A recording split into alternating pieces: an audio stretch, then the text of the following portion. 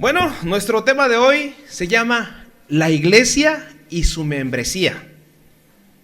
Y vamos a abrir nuestra Biblia en el libro de 2 de Timoteo, en el capítulo 2, verso 14 al 19. Y vamos a dar lectura en el nombre del Padre, y del Hijo, y del Espíritu Santo. Recuérdales esto, exhortándoles delante del Señor a que no contiendan sobre palabras, lo cual para nada aprovecha, sino que es para perdición de los oyentes. Procura con diligencia presentarte a Dios aprobado, como obrero que no tiene de qué avergonzarse, que usa bien la palabra de verdad, mas evita profanas y vanas palabrerías, porque conducirán más y más a la impiedad, y su palabra carcomerá como gangrena, de los cuales son Himeneo y Fileto, que se desviaron de la verdad, diciendo que la resurrección ya se efectuó, y trastornan la fe de algunos. Pero el fundamento de Dios está firme, teniendo este sello: conoce el Señor a los que son suyos, y apártese de iniquidad todo aquel que invoca el nombre de Cristo. Vamos a orar. Bendito Dios, Padre de misericordia, nos hemos reunido, Señor, aquí para alabar y bendecir tu nombre. Señor, queremos que tú nos dirijas a través de este estudio para que podamos entender la palabra y que podamos, Señor, retenerla en nuestro corazón para ponerla en práctica en nuestras vidas y enseñarla, Señor, a aquellas personas que necesitan escuchar de ti, que necesitan escuchar las buenas nuevas de salvación, que necesitan, Señor, conocer cuál es el propósito que tenemos cada uno de nosotros en este mundo, en este tiempo, Señor. Te damos las gracias por quienes estamos reunidos aquí y por aquellos, Señor, que no han podido venir o que han tenido problemas. Señor, que tu Santo Espíritu los guíe para que tomemos siempre las mejores decisiones y podamos, Señor, glorificar tu nombre con todo lo que somos, con todo lo que tenemos. Todo esto, Padre, te lo pedimos en esta tarde, en el poderoso nombre de tu Hijo amado Cristo Jesús. Amén. Amén. Pueden sentarse. A veces, por el problema de los tiempos actuales y por la modernidad en la que vivimos, tenemos una idea errónea de lo que es la iglesia. Pudiéramos llegar a considerar que la iglesia, pues, es un lugar donde nos reunimos, pero no entendemos el propósito. Entonces la iglesia muchas veces se compara a un club social. Otras veces podría ser que tuviera una intención de ser un grupo de ayuda benéfica, ¿sí? Donde podamos reunirnos, vamos a repartir pan con café, le damos ropa a los pobres y pensamos que hacer el bien es simplemente cumplir con Dios. Otra cuestión que podríamos llegar a pensar es que podríamos estar en un lugar donde alabamos a Dios, pero no entendemos cuál es el propósito de la convivencia entre hermanos. Entonces, ahora necesitamos que nuestra iglesia no sea simplemente como un lugar que vende comida rápida, ¿sí? Ustedes han visto que ahora llegas a los restaurantes, no te tienes que bajar de tu auto o de tu moto, si vas en motocicleta. Pasas al drive-thru, ¿cómo se dice? Pasas allá al autoservicio, haces tu orden y en 2-3 minutos te la sirven, te la entregan, pagas y te vas contento a tu casa. Y a veces queremos que así sea la iglesia, un lugar donde nada más llegamos, cantamos, oramos, escuchamos un mensaje y nos vamos a nuestra casa. Ya cumplimos con Dios. Entonces Dios toda la semana es mía y el domingo voy a ir un ratito, a lo mejor 2 horas, a escuchar tu palabra. Y ya cumplí contigo. Entonces tendemos a pensar que esto es así porque vivimos en una sociedad consumista y todo es rápido y sin compromiso, ¿sí? A veces ya ni nos saludamos. Llegan las personas a la iglesia, vámonos, ¿no? Sí, ya se perdió esa característica que tenía la iglesia primitiva. La iglesia primitiva, dice la Escritura, que convivía todos los días. Comían juntos, se conocían, veían por sus problemas, sus necesidades y buscaban la manera de poder satisfacerlas. Porque nosotros llegamos a tener problemas porque no sabemos a qué venimos a la iglesia. O llegamos a confundirnos o podemos volver atrás porque no encontramos lo que realmente la iglesia nos está ofreciendo. Hay un libro que se llama La membresía de la iglesia, de un escritor que se llama Jonathan Leeman, y dice que cometemos algunos errores como iglesia, y son algunos puntos que yo les voy a leer. Si quieren se los paso después para que no tengan que escribirlos todos. Dice así: los cristianos piensan que es correcto asistir indefinidamente a una iglesia sin unirse a ella. Ese es un problema de la iglesia. 2, los cristianos piensan que se puede separar el bautismo de la unión a la iglesia. 3, los cristianos participan de la cena del Señor sin unirse a la iglesia.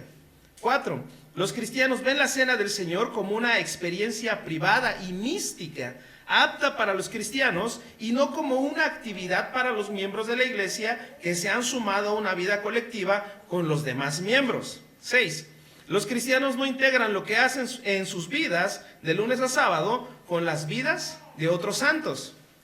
7, los cristianos dan por hecho que no hay nada malo en la costumbre de saltarse algunas reuniones dominicales cada mes, o inclusive puede ser más. 8, los cristianos toman decisiones importantes en su vida, como trasladarse, o sea, mudarse de lugar, aceptar un ascenso laboral, escoger una esposa, etc., etc., etc., sin considerar los efectos que esas decisiones traerán a la familia de la iglesia, o a las amistades que tenemos en la iglesia, o sin consultar la sabiduría de los pastores y de otros miembros de la congregación. 9, los cristianos compran casas o alquilan departamentos sin considerar que a los factores como la distancia y el costo, y cómo esto va a afectar su disponibilidad para servir a su iglesia. Los cristianos no se dan cuenta que tienen una parte de responsabilidad tanto en el bienestar espiritual como en el sustento físico de otros miembros de la congregación, incluyendo miembros que podrían no llegar a conocer. Cuando uno padece, se duele solo. Cuando uno recibe honra, se goza solo. Esto dice Lehman en la página 26 de su libro. ¿Por qué estoy trayendo esto aquí? Es que nosotros como iglesia muchas veces olvidamos que somos el cuerpo de Cristo. Por lo tanto, estamos unidos, somos miembros unidos que están diseñados para llevar a cabo un propósito. La iglesia a lo largo de la historia hemos visto que ha perseverado aún a pesar de la oposición, aún a pesar de la persecución. Y podemos verlo con nuestros hermanos que están pasando persecución. Ahorita hay muchos que por sus creencias podrían llegar a perder la vida. A nosotros, como decía ahorita nuestro hermano Luis, gracias a Dios no hemos padecido la persecución a ese grado. Pero en Oaxaca existe. Hay comunidades a donde a los hermanos los sacan de su casa, los sacan de sus tierras y no se pueden llevar nada, solamente lo que traen puesto. Y eso pasaba hace 20, 30, 40 años y sigue pasando hoy en nuestros días. Y la iglesia se ha convertido en un lugar donde tenemos que divertirnos. En un lugar donde si la música no es agradable, pues mejor no voy. Si las bancas no son agradables, me canso y mejor no voy. Es más, nos molesta a veces hasta la luz. Es que allá me gusta porque el templo es oscuro, ¿no? Y las luces son de colores. Se perdió la tradición de que las iglesias eran blancas. Ahora ya parecen más nightclubs o discotecas, ¿no? Y hasta DJs tienen para la alabanza y hacer ameno el tiempo. ¿Y qué pasa? Nosotros estamos perdiendo la intención de realmente servir en la iglesia, porque ya queda relegado a unos cuantos que están ocupando el liderazgo. Porque ¿quién va a llevar a cabo o adelante la obra, sino los que vienen atrás? Porque esta obra ha permanecido por ya casi 2000 años, porque hay gente que se ha levantado con la intención de predicar, no llevándose la gloria. Porque muchas veces las personas queremos ser reconocidos, que sepan que yo me llamo fulanito de tal y que tengo tal grado de estudios. ¿A poco no? Sí, es más, en la congregación ya no nos decimos hermanos. Licenciado, contador, arquitecto, y nos gustan los títulos. Pero ¿qué pasaba con el Señor Jesús? Les dijo a sus discípulos que era necesario que fuéramos servidores de nuestros hermanos si queríamos ocupar un cargo de liderazgo, un cargo importante. Por lo tanto, ahora que nosotros vemos que los miembros de la iglesia no tienen un sentido de permanencia, es necesario que les recordemos el por qué estamos en una congregación. Porque Dios nos trajo hasta este lugar, hasta este tiempo, con un propósito. No estamos aquí por coincidencia, no estamos aquí porque alguien simplemente nos invitó y vinimos y aceptamos a Cristo. Hay un plan que el Señor diseñó. Ya había visto nuestra condición desde antes de la fundación del mundo. Por lo tanto, estamos aquí porque el Señor así le plació. Porque dice la Escritura que Él nos escogió y nos llamó y nos predestinó.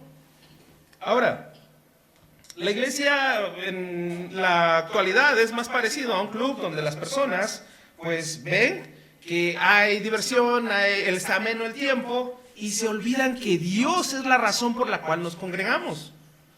Dios tiene que ocupar el lugar principal en la congregación. Tenemos que ser personas que entiendan que nuestras actividades deben ser cristocéntricas. Todo debe girar en torno a Cristo y cuál es su voluntad. Recuerden ustedes que inclusive el Señor Jesús en el huerto de Getsemaní, sufriendo la agonía del dolor que él sabía que iba a experimentar en su martirio, en la pasión, le dice al Padre: si puedes que pase de mí esta copa, pero no se haga mi voluntad, hágase la tuya.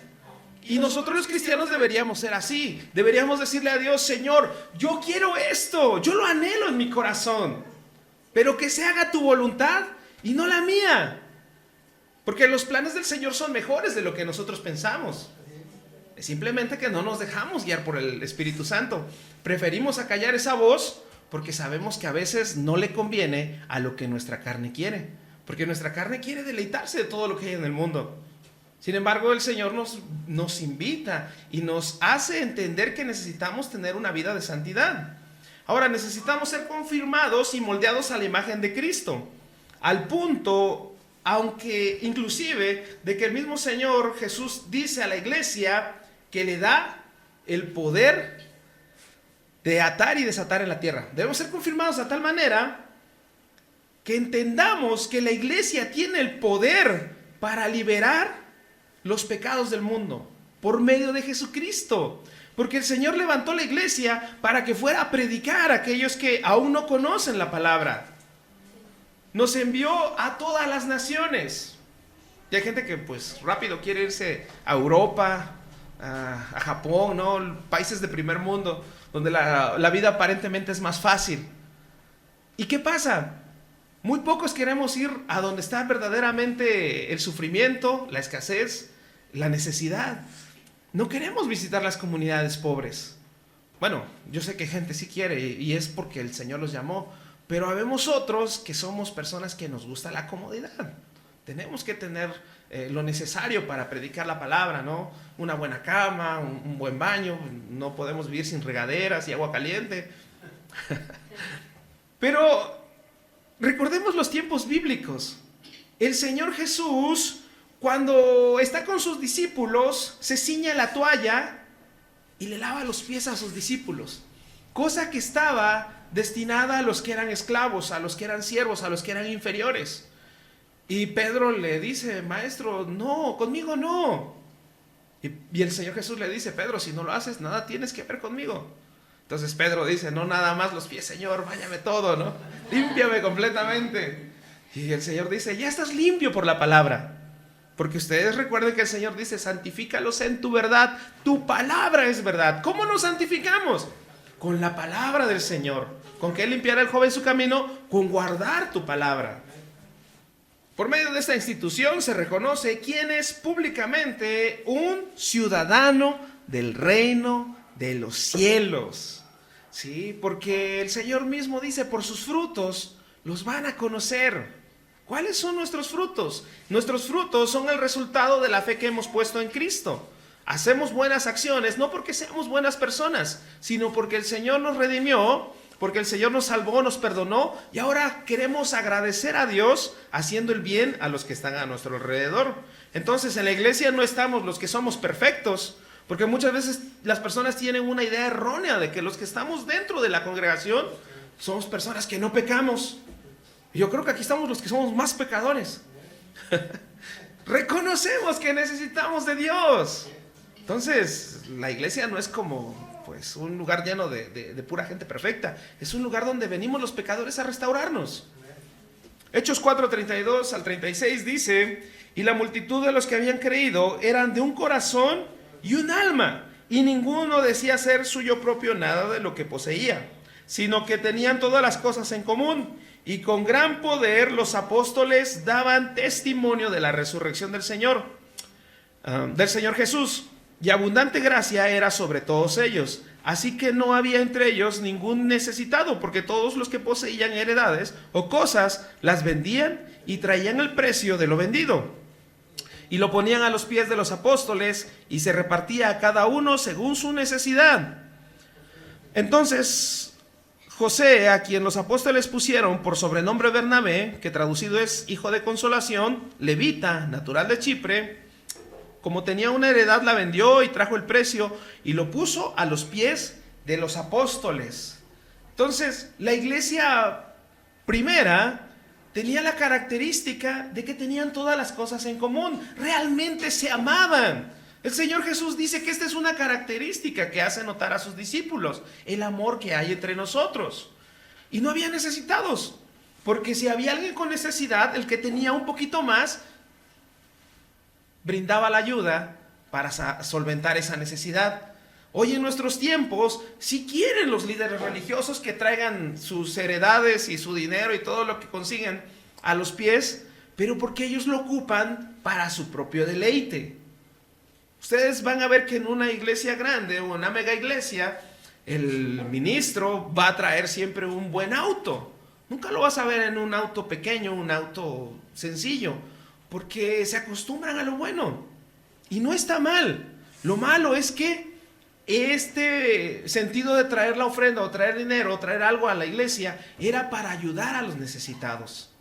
El obrero es digno de su salario. El pastor o los ministros que ministran aquí tienen derecho a recibir las bendiciones, pero a veces no quieren repartirlo, o sea, quieren quedarse con todo el pastel. Y me acuerdo de un hermano que me comentó una vez que su pastor le dijo, el Señor me dijo que me des tu motocicleta. Yo te me acordé aquí, mi hermano Luis, tu motocicleta, ¿qué cilindrada es? 250, ¿no? Pues hagan de cuenta que llegó el muchacho a la iglesia en su motocicleta y le dice el pastor, el Señor me dijo que tienes que darme tu motocicleta, porque Dios te va a proveer de una camioneta. Entonces el muchacho dijo, pues sí, yo creo del Señor, amén, gloria a Dios. Saca las llaves y se las da. ¿Y saben? Sigue esperando su camioneta este muchacho porque no le ha llegado. A veces pasa y nos parece gracioso. Sin embargo, las personas suelen tener esta mentalidad de ser desprendidos y generosos, pero hay gente que son lobos disfrazados de ovejas. Y esto hace que tengan una mala reputación y la gente ya no quiere acercarse a la iglesia porque dicen, no, ahí te van a robar, ahí te van a pedir las ofrendas, los diezmos, las primicias y todas las demás cosas que puedan. Entonces las personas tienen este obstáculo para llegar a la iglesia porque piensan que se trata de venir a que los trasquilen aquí como las ovejas, ¿no? Les quitan toda su lana. Para los primeros cristianos era importante pertenecer a la iglesia. El primer paso para llegar a ser parte de esta comunidad era el bautizo. Y así se sumaban al cuerpo de Cristo para ser parte de la iglesia. Esta gran familia de Dios, aunque estaba en una sociedad humana, en lo espiritual no eran parte de esta sociedad, porque vivían de acuerdo a la voluntad del Señor, apartados de las cosas del mundo en un sentido de santidad.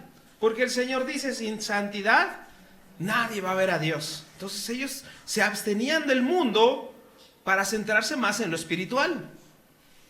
Ahora hemos traído al mundo a la iglesia porque es atractivo, porque queremos, en lugar de tener santificados en la congregación, pues queremos tener un montón de pecadores contentos, porque les servimos lo mismo que el mundo da. La misma iglesia es quien dirige la vida de sus miembros por medio de la autoridad, sometiéndose a los líderes levantados por Dios, cuidando de los creyentes e inclusive en algunos casos expulsando a los falsos creyentes que no vivían de acuerdo a los lineamientos de la iglesia, para que no contaminaran a los demás con su forma pecaminosa de vivir. Y eso lo vimos al principio. Recuerden que Pablo dice, de los tales son Himeneo y Fileto. Hay una controversia aquí. Las personas dicen, no digas el nombre del que está pecando directamente. Di nada más el pecado, ¿no? Se dice el pecado más no el pecador. Hasta es un dicho común en la sociedad. Pero Pablo algunas veces expone a los que son falsos profetas. Los expone para que las personas sepan quiénes son de los que tienen que cuidarse. porque no es la primera vez que pasó y no va a ser la última. Siempre ha habido gente que ha llevado doctrinas extrañas a las congregaciones, y los que son pequeños aún en lo espiritual, los que están creciendo apenas, pues a veces no se dan cuenta y pueden llegar a ser confundidos. Por eso es que es necesario que todo lo que nosotros oigamos lo pongamos en contraste con la palabra. Vayamos a ver si es cierto lo que nos dicen. Y si no sabemos, por eso es que tenemos a nuestros pastores, por eso es que tenemos a los líderes, para que en un momento podamos decirle: oiga, hermano, a mí me dijeron esto, ¿es cierto o no es cierto? Y si el pastor es maduro y lo sabe, va a decir si es cierto o no. Pero si no lo sabe, también hay que reconocer que no lo sabemos todo. Por lo tanto, podemos decirle a esta persona: no lo sé, pero vamos a investigarlo juntos. ¿Sí? Es necesario que hagamos esto.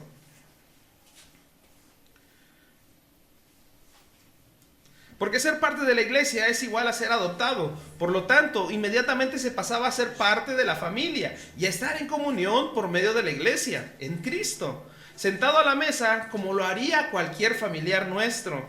Y ahora bajo esta premisa, también pasamos a ser representantes de Cristo en la tierra, embajadores del reino de Dios. Somos la iglesia de Jesucristo. Entonces nosotros estamos en este mundo, pero no le pertenecemos. El Señor Jesús, cuando está orando por sus discípulos en el huerto de Getsemaní, le dice al Padre que no los quite del mundo, sino que los guarde del mal.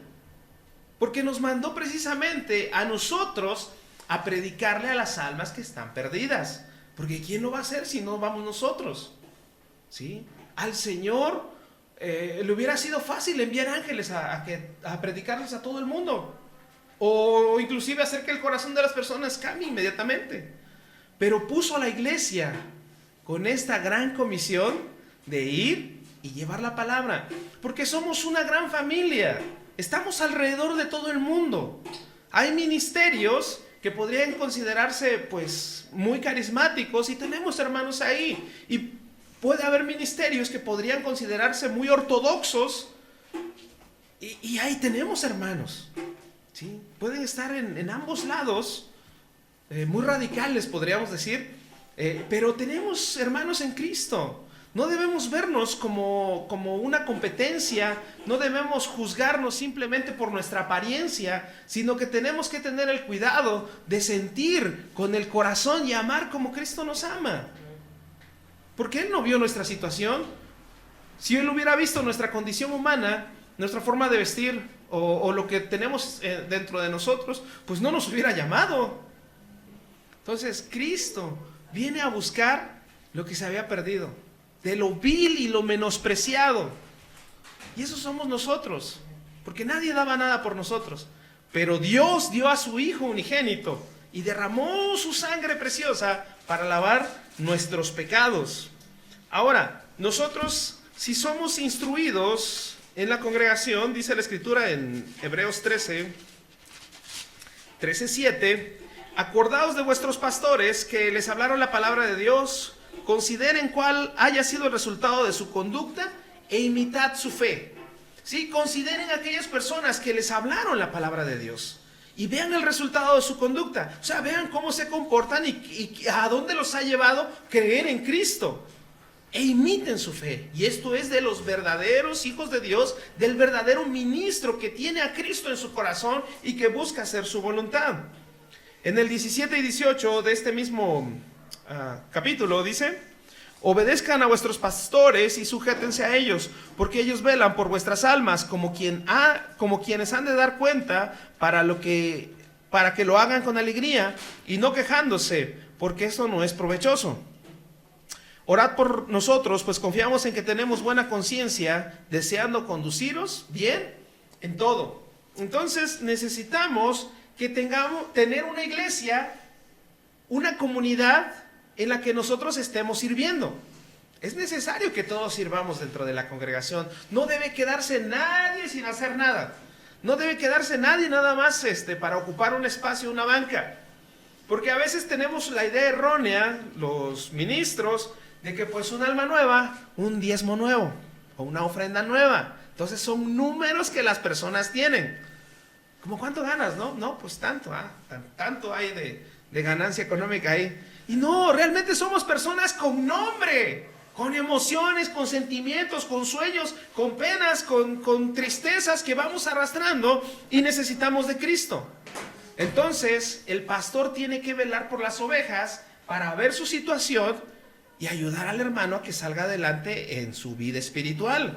Que no sea solamente un número en la congregación, sino que sea un pilar fundamental para que la obra siga creciendo y todos vayamos desarrollándonos, ¿sí? Porque así como el cuerpo, tenemos diferentes funciones. Nuestras manos, nuestros pies sirven para diferentes cosas. No hay nada que nos sobre. Todo hace falta. Una vez estaba yo discutiendo, porque acuérdense que al principio vimos aquí que dice que no debemos usar malas palabrerías, con una persona que es hija de una profeta. Pero la profeta es dura para hablar, tiene una manera de hablar muy, muy pesada, muy tosca. Y su hija le heredó todo, salvo el ministerio. Entonces un día estaba peleando y peleando y peleando. Y le digo, no, es que eso no es así. Luego les digo que estábamos discutiendo, es que eso no es así. Y me dice, no, pero es que aunque seamos piedra de tropiezo, aunque seamos lo malo, sí hay algo que hacemos dentro de la iglesia, hasta Judas estaba sirviendo. Le digo, bueno, es que en ese caso yo me imagino que hay gente que es como el apéndice, ¿no? No sabemos para qué sirve. Pero cuando se inflama, ¿qué dolor causa al cuerpo? Y si no se saca inmediatamente, puede causar hasta la muerte de la persona. Entonces hay personas que son así, son esa parte que molesta en determinado momento. Y vamos a ver esta última parte, ya vamos a terminar, Existen también algunos puntos que necesitamos ver que los miembros tienen que tener en cuenta para relacionarse con los pastores.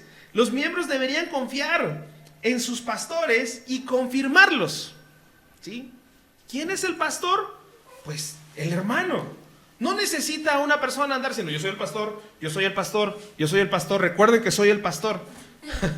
Sería como si un papá en la casa tuviera que decirle a sus hijos, recuérdense que yo soy su papá, recuérdense que yo soy su papá. No hace falta porque está el grado de autoridad. Dios puso pastores para que pudieran conducir a la congregación. Y ahora, los miembros deben honrar a sus pastores, los miembros también deben someterse al pastor. Y los miembros deben orar por sus pastores. Los miembros incluso pueden presentar cargos contra los pastores que son deshonrosos. ¿Sí? Porque se oye muy bonita la primera parte. Sométanse al pastor, ¿no? Pero ¿qué pasa cuando el pastor la riega? ¿Qué pasa cuando el pastor se equivoca? ¿Qué pasa cuando el pastor peca? A veces no decimos nada. No hay que juzgarlo porque Dios sabe, ¿no?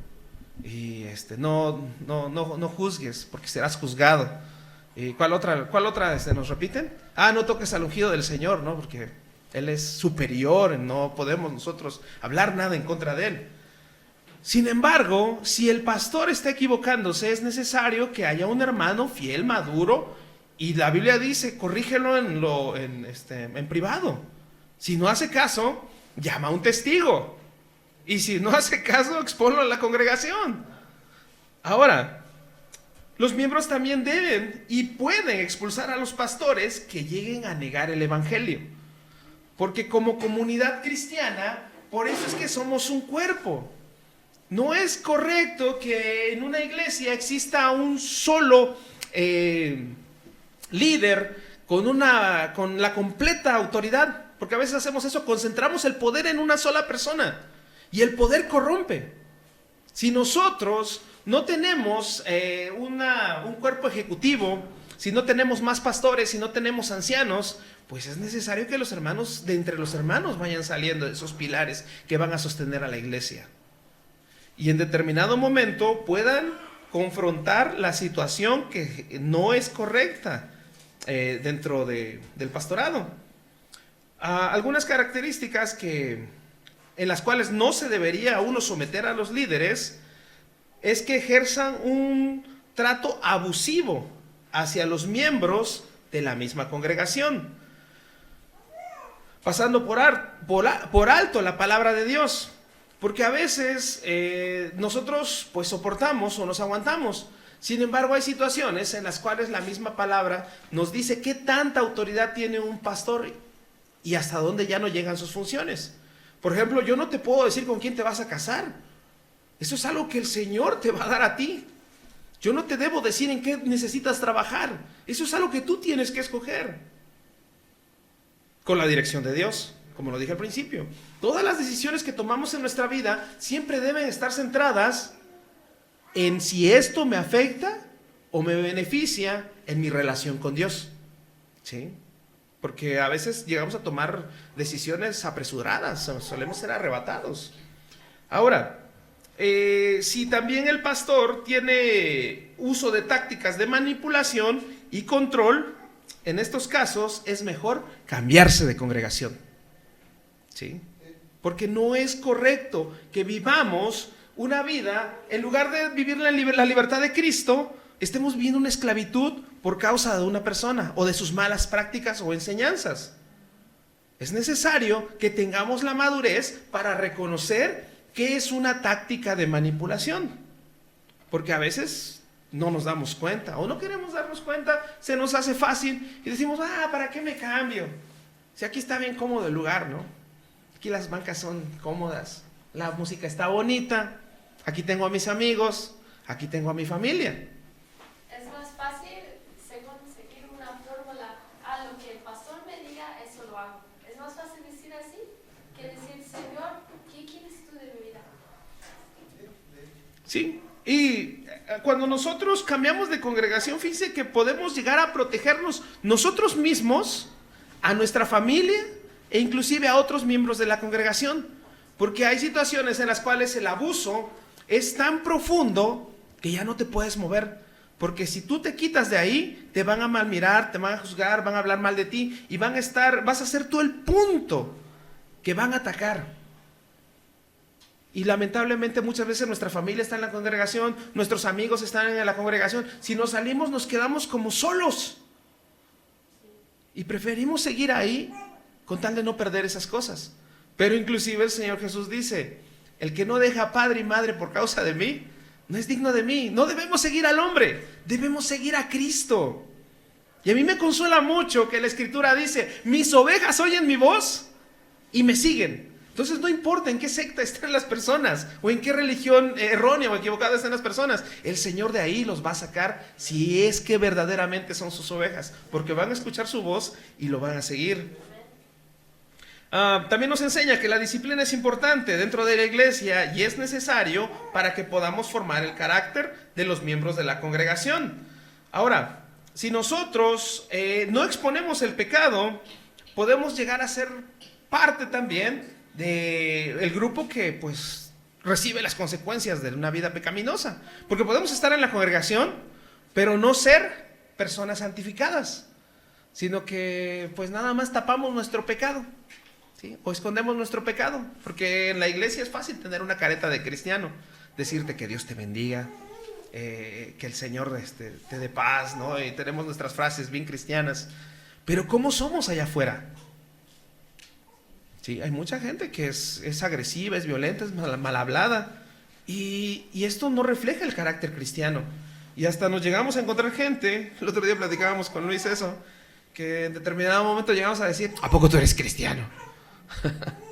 No, sí. ¿Y desde cuándo? No, yo nací en cuna cristiana. ¿A poco, no? Entonces,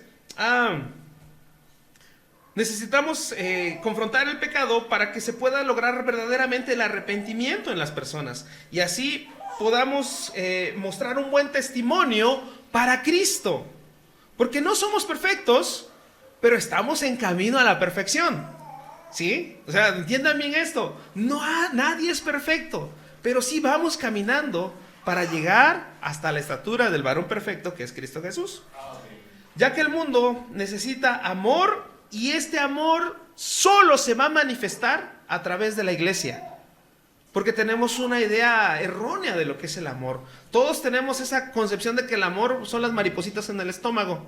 Es el amor romántico, el amor que nos enseñan las telenovelas o las películas. Sin embargo, el amor de Dios es algo que no podemos comprender Porque no estamos leyendo la Biblia, porque no estamos sirviendo en la congregación, porque no estamos sintiendo la necesidad de mi hermano. Necesitamos desprendernos de todo esto. Vamos a terminar con 1 de Timoteo, capítulo 1, verso 5. Y este es el propósito para la iglesia. 1 de Timoteo 1, 5. Pues el propósito de este mandamiento es el amor nacido de corazón limpio y de buena conciencia y de fe no fingida. ¡Qué hermoso texto! Lo voy a leer una vez más. Pues el propósito de este mandamiento es el amor nacido de corazón limpio, de buena conciencia y de fe no fingida. Porque así verdaderamente manifestamos que somos hijos de Dios y pertenecemos a la Iglesia Universal de Jesucristo. Y no me refiero a la secta que dice para de sufrir, sino la verdadera iglesia del Señor. Por esa que Él viene, porque es una iglesia sin arruga, sin mancha, con vestiduras blancas, porque así es la iglesia en la concepción del Señor. Y nosotros, aunque somos pecadores en recuperación, somos parte de esa iglesia santa. Vamos a darle gracias a Dios. Bendito Dios, Padre de misericordia, te damos las gracias porque tú nos escogiste, Señor, y nos llamaste para pertenecer, Señor, a tu iglesia. Te pedimos, Dios, que tú bendigas a nuestras familias, que bendigas, Señor, a tu iglesia, en general, a tu pueblo, para que conozcamos, Señor, verdaderamente el propósito que nos has dado y podamos cumplirlo, Señor. Llama a nuestros familiares, a nuestros amigos que aún no te conocen o que están perdidos o que están rebeldes, Señor, para que también ellos tengan la oportunidad de gozarse con nosotros, que podamos ser una comunidad, Señor, que se ayude, que se ame verdaderamente, con un amor desinteresado, con un amor genuino. Te pedimos, Señor, que nos ayudes para que podamos abrir nuestra boca, Señor, y publicar tu grandeza, tu gloria, llevar, Señor, la predicación del Evangelio donde quiera que estemos, donde quiera que tú nos lleves. Bendícenos, Señor, esta semana que inicia, bendice la obra de nuestras manos, bendice nuestros trabajos, que no nos haga falta nada, Señor, y que tú nos ayudes para que todo nos salga bien en el poderoso nombre de tu Hijo amado Cristo Jesús. Danos la salud que necesitamos. Guárdanos, Señor, en el camino, llévanos y tráenos con bien. Confiamos, Señor, en que tú estás con nosotros, porque tu palabra así lo dice. Estarías con nosotros todos los días hasta el fin del mundo. Bendice, Señor, a mis hermanos que esta noche nos reunimos aquí y ayúdanos, Señor. En ti esperamos. Todo esto te lo pedimos, Padre, en el nombre de tu Hijo amado Cristo Jesús. Amén. Amén. Que Dios les bendiga, hermanos.